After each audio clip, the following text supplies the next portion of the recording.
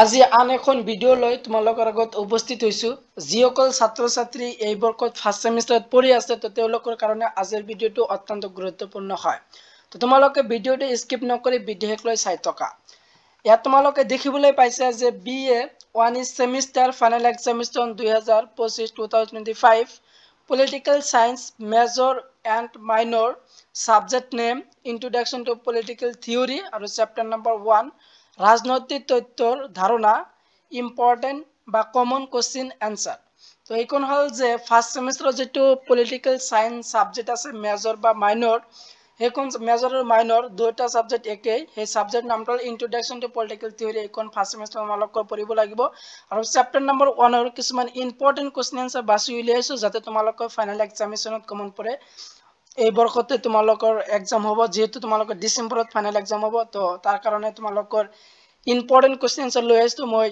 কিতাপৰ পৰা তো তোমালোকে চাই লোৱা কোনখিনি তোমালোকে চাই যাবা তো তোমালোকে যেহেতু দেখিবলৈ পাইছা যে কোশ্চেন নম্বৰ 1 তো কোশ্চেন নম্বৰ 1 টো কি কোৱা হৈছে যে ৰাজনীতি বুলিলে কি বুজা what do you mean by politics তাৰ উত্তৰটো দিয়া আছে যে ৰাজনীতিৰ সিদ্ধান্ত গ্ৰহণ কৰ্তৃপক্ষ হিচাপে চৰকাৰ আৰু জনসাধাৰণৰ মাজত সদায় এটা পাৰস্পৰিক আন্তঃক্ৰিয়া চলি থাকে এনে আন্তঃক্ৰিয়া মত সংঘাত সহযোগিতা আৰু ঐক্যমতক ৰাজনীতি বুলি কোৱা হয় তো এইটো তোমালোকৰ ভেৰি ইম্পৰ্টেন্ট হয় তোমালোকৰ ফাইনেল এক্সামিনেশ্যনৰ কাৰণে বা ইন্টাৰনেল বা সেশনাল এক্সামিনেশ্যনৰ কাৰণে এই প্ৰশ্নটো শিকি যাবা তোমালোকে 1 নম্বৰী বা 2 নম্বৰী প্ৰশ্ন আহিব পাৰে যেহেতু আজি আলোচনা কৰিম 1 নম্বৰী আৰু 2 নম্বৰীৰ প্ৰশ্নৰ উত্তৰখিনি তোমালোকৰ চেপ্টাৰ নম্বৰ 1 তাৰ পিছত তোমালোকৰ দিয়া আছে যে দ্বিতীয় নম্বৰ প্ৰশ্নটো কি কোৱা হৈছে এটো চোৱা যে কোশ্চেন নম্বৰ 2 ৰাজনীতি শব্দটো কোনে প্ৰথম ব্যৱহাৰ কৰিছিল most important হয় 1 নম্বৰী প্ৰশ্নৰ কাৰণে এটো শিকিবা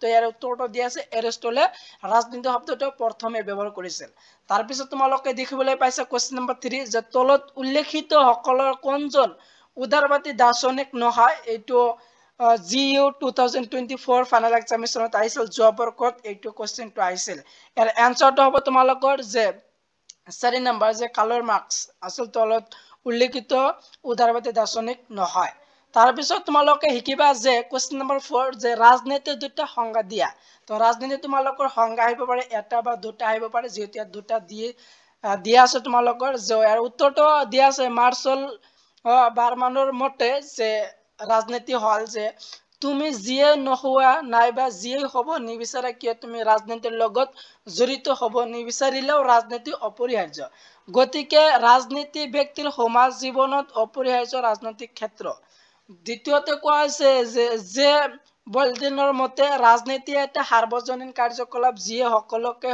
সামৰি লয় আমি হক বা ডাঙৰ যি ৰাষ্ট্ৰই নহওক নাগৰিক নহওক কিয় আমাৰ চৰকাৰ কাৰ্যকলাপে আৰু বৃহৎ শক্তি চৰকাৰসমূহে আমাৰ ভাগ্য নিয়ন্ত্ৰণ কৰিব তো এইটো তোমালোকৰ শিকিবা তো এই দুটা আছিল তোমালোকৰ ৰাজনীতিৰ সংজ্ঞা তাৰ পিছত তোমালোকে 5 নম্বৰ প্ৰশ্নটো হেতু দিয়া আছে এটো হল যে মডাৰ্ন পলিটিক্স এণ্ড গভৰ্নমেন্ট লিখক কোন ভেৰি ইম্পৰ্টেন্ট হয় প্ৰশ্নটো যেহেতু এটো ফাইনেল এক্সামিনেশ্যন 2021 বৰ্গত আহিছিল 2021 ত তো 2025 বৰ্গত তোমালোকে শিকিবা ইয়াৰ এনসাৰটো দিয়া আছে যে এলান বলে মডাৰ্ন পলিটিক্স এণ্ড গভৰ্নমেন্ট খনৰ লিখক আছিল কিতাপখনৰ লিখক তাৰ পিছত তোমালোকৰ যে 6 নম্বৰ প্ৰশ্নটো দিয়া আছে এটো হল যে কোশ্চেন নম্বৰ 6 ৰাজনীতিৰ দুটা প্ৰকৃতি লিখা এইটো ইম্পৰ্টেন্ট হয় তোমালোকৰ পৰীক্ষাত আহিব পাৰে এনেদৰে ৰাজনীতিৰ দুটা প্ৰকৃতি বা এটা তোমালোকৰ আহিব পাৰে তো আহিলে তোমালোকে এনসাৰটো লিখিবা তো ৰাজনৈতিক কাৰ্যকলাপ হিচাপে ৰাজনীতি প্ৰথমটো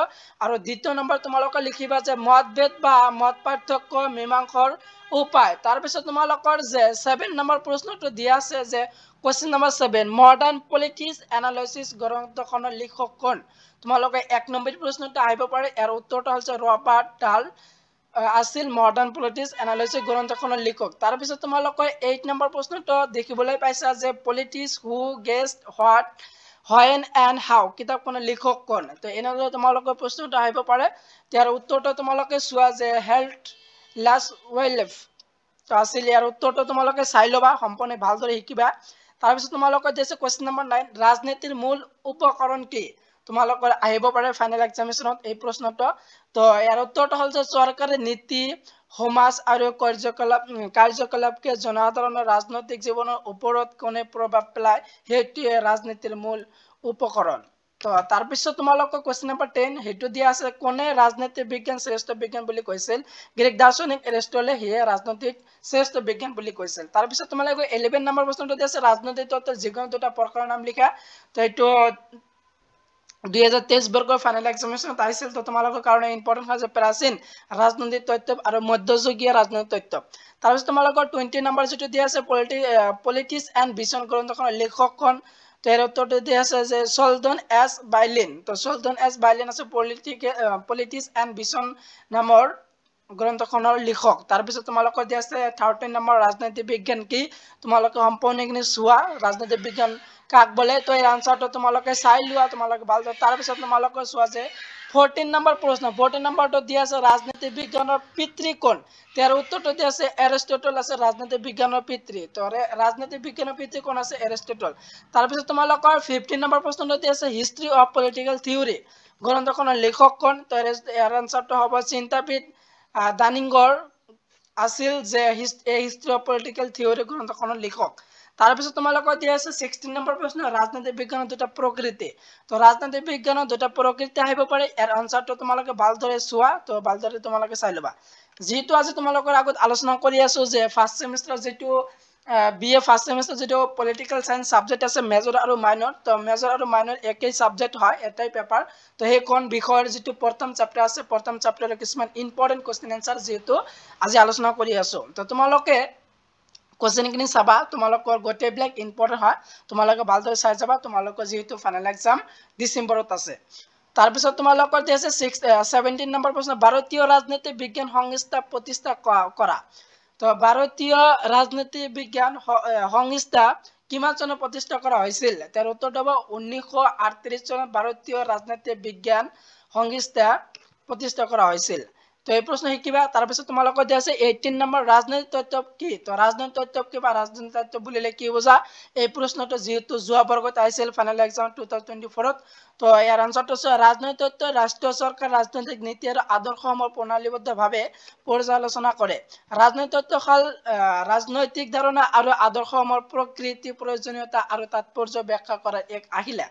তো এইবিলাক তোমালোকে চাবা যেহেতু এইবিলাক কোৱেশ্চন আৰু এনসাৰ মই কিতাপৰ ভিতৰুৱা আৰু পাঠ্যপুথি আৰু তোমালোকৰ মডেল তিনিখনৰ পৰা মই ইম্পৰ্টেন্ট কোৱেশ্চন এনসাৰখিনি তোমালোকৰ আগত বাছি উলিয়াইছো যাতে তোমালোকৰ ফাইনেল এক্সামিনেশ্যনত কমন পৰে। তো তোমালোকৰ ভালদৰে চাবা। তাৰপিছত দিয়া আছে 19 নম্বৰ প্ৰশ্ন যে কোন চনত the American political science association প্ৰতিষ্ঠা হৈছিল। 1903 চনত হৈছিল। 20 নম্বৰ দিয়া আছে ৰাজনৈতিক তত্ত্বৰ দুটা সংজ্ঞা দিয়া। তো ৰাজনৈতিক তত্ত্বৰ দুটা সংজ্ঞা আহিব পাৰে ভেৰি ইম্পৰ্টেন্ট হয় প্ৰশ্নটো। ইয়াৰ উত্তৰখিনি তোমালোকে চাই ল'বা। উত্তৰটো তোমালোকে স্ক্ৰীনশ্বট মাৰিব পাৰা তোমালোকে চাই লোৱা মোষ্ট ইম্পৰ্টেন্ট হয়।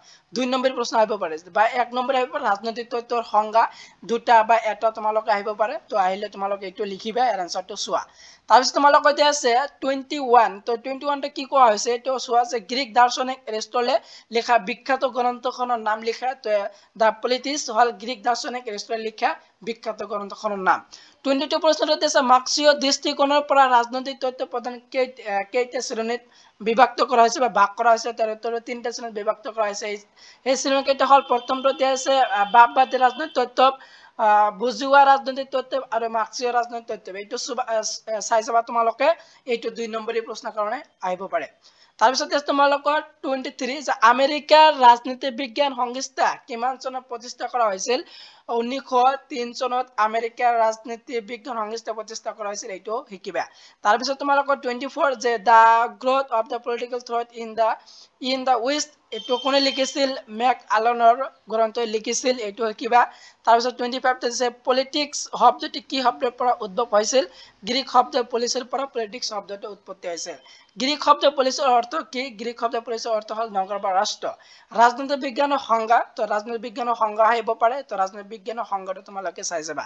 বহু পণ্ডিতেই সংজ্ঞা দিছে। তো তাৰ ভিতৰত মই দুখনৰ ইয়াত দিয়া আছে তোমালোকে চাই যাবা। তাৰপিছত তোমালোকৰ 28 দি ৰিপাব্লিক নামৰ গ্ৰন্থখন কোনে লিখিছিল প্লেটোৱে লিখিছিল মোষ্ট ইম্পৰ্টেণ্ট হয় 1 নম্বৰ প্ৰশ্নৰ কাৰণে তাৰপিছত আছে তোমালোকে কমিউনিষ্ট মেনিফেষ্টৰ গ্ৰন্থখনৰ লিখক কোন কাৰ্ল মাৰ্কস আছিল 30 নম্বৰতে আছে এ গ্ৰামাৰ অফ পলিটিক্স কিতাপখনৰ লিখক কোন 13 নম্বৰতে আছে লাস্কিয়ে লিখিছিল যে এ গ্ৰামাৰ অফ পলিটিক্স নামৰ গ্ৰন্থখনৰ লিখক তাৰপিছত তোমালোকৰ দিয়া আছে যে 31 ৰাজনৈতিক তত্ত্ব দুটা প্ৰয়োজনীয়তা নাইবা প্ৰাসংগিকতা উল্লেখ কৰা very very important হয় প্ৰশ্নটো আজিৰ ভিডিওৰ আজিৰ যিবিলাক কোশ্চেন আনসাৰ আছে তাৰ ভিতৰত অত্যন্ত গুৰুত্বপূৰ্ণ প্ৰশ্নটো হয় 31 31 নম্বৰ প্ৰশ্নটো very very important হয় যে ৰাজনৈতিক তত্ত্ব দুটা প্ৰয়োজনীয়তা নাইবা প্ৰাসংগিকতা আহিব পাৰে এটো তোমালোকৰ very very important হয় আনসাৰটো দিছে ৰাজনৈতিক তত্ত্ব দুটা প্ৰয়োজনীয়তা বা প্ৰাসংগিকতা হল ৰাজনৈতিক তত্ত্ব জীৱৰ ৰাজনৈতিক আদৰ্শ আৰু অনুষ্ঠানৰ দ্বাৰা সমাজ আৰু ৰাষ্ট্ৰীয় পৰিচালনা হয় সেইবোৰক প্ৰাথমিক জ্ঞান প্ৰদান কৰে 2 নম্বৰটো কোৱা হৈছে যে ৰাজনৈতিক তত্ত্বই ৰাজনৈতিক ধাৰণাসমূহৰ অৰ্থ নিৰূপণ আৰু বিশ্লেষণ কৰে তাৰপিছত তোমালোকৰ আজিৰ ভিডিও যেটো হেকৰ প্ৰশ্ন হেতু হল যে 32 নম্বৰ যেটো প্ৰশ্ন দিয়া আছে হেতু হল হেকৰ প্ৰশ্ন ৰাজনৈতিক তত্ত্ব যিকোনো দুটা গুৰুত্বপূৰ্ণ বিষয় উল্লেখ কৰা এটো যোৱা